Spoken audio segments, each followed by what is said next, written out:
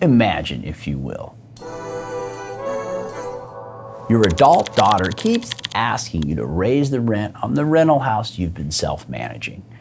The current tenant's been there almost 15 years. They don't bother you by asking for upgrades or repairs, and you've never raised the rent. You figure you're saving money on repairs and tenant turnover while your tenant benefits from lower rent. It's less hassle and everybody wins. Your daughter doesn't agree with this approach. Is there anything wrong with this? I'll explain.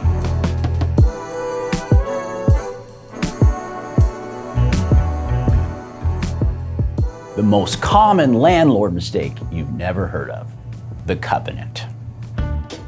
There's a common mistake that many longtime landlords make that we like to call the covenant.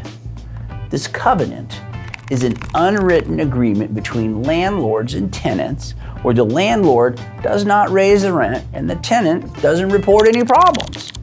This unwritten agreement usually remains unspoken, yet there's clearly an understanding between both parties. How does this unspoken agreement or covenant even happen? It's easy to see how this agreement starts to form. Landlords don't like nagging repairs, turnover costs, and potentially more vacancies. Believe it or not, many landlords don't like raising the rent. Some feel particularly uncomfortable doing so when they know the tenants. At the same time, tenants don't want rent increases and prefer the landlord not nosing around the property. So slowly, over time, this unwritten, unspoken agreement starts to form. It's rarely intentional, seems harmless, and may even feel like a win-win situation.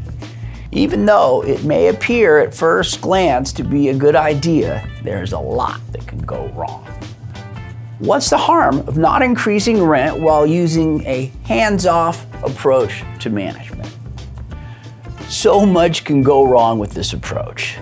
We see this all the time as property managers because when things eventually go wrong, landlords reach out to us for our services.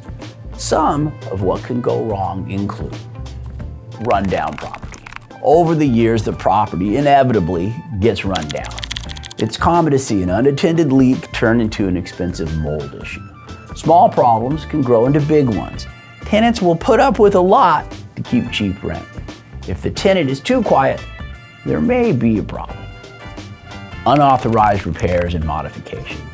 Your tenant may start making unauthorized repairs and modifications to the properties themselves, which may be substandard and unwanted.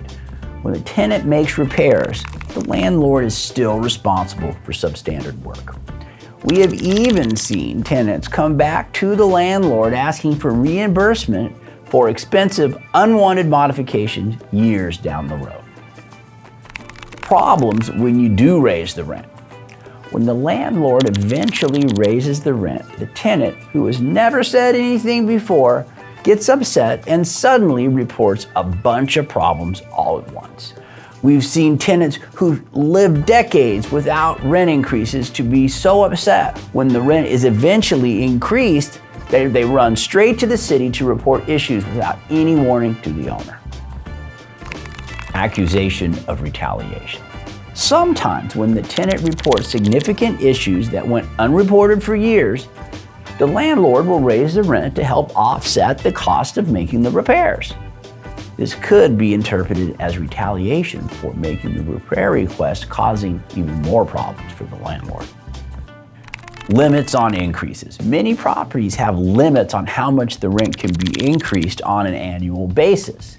If you're leaving the rent way below market as a way to avoid repair expenses, you need to realize that you may have significant limits on how much you can raise the rent in the future should the need arise. Bad for the next owner. Having a property with deferred maintenance and extra low rents puts the next owner in a bad spot. Even if you never plan on selling, whoever you leave the property to will inherit the problems as well. Lowers property value. A property with low rent and deferred maintenance is worth less than a property that is well maintained with rents close to market. You never know when you may want to sell or take out a loan on a property. Insurance issues. Insurance companies will deny claims and pull coverage for properties with deferred maintenance.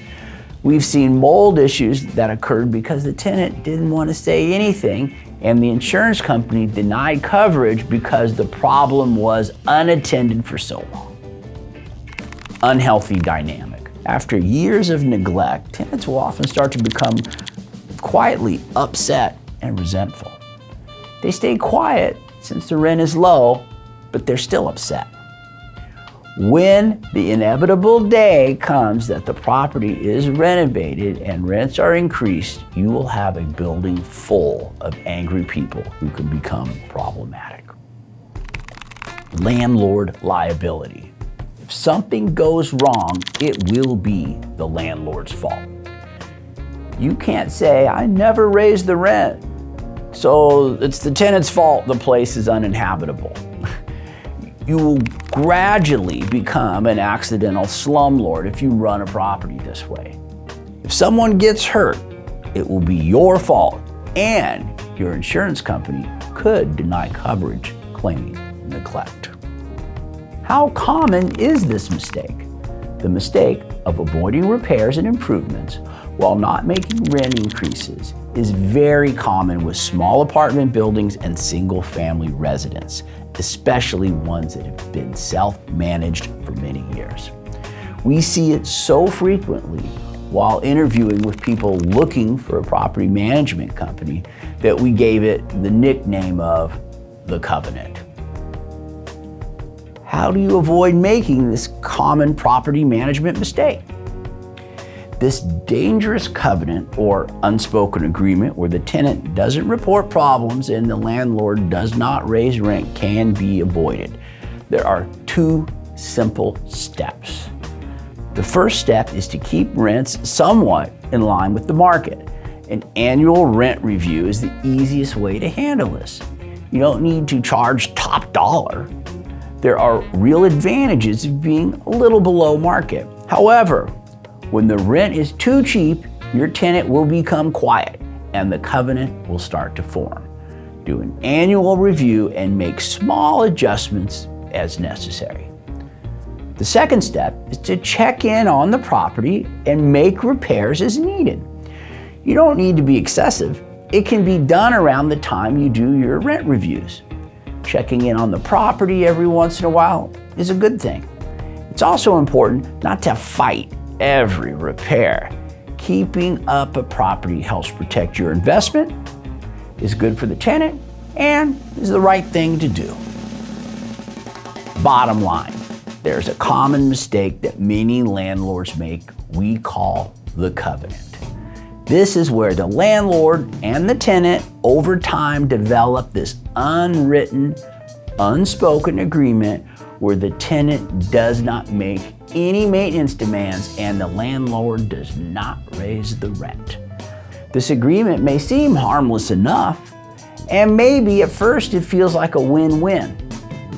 But over time, a lot can go wrong. Some of the things that can go wrong include you ending up with a rundown property that has unauthorized repairs and modifications.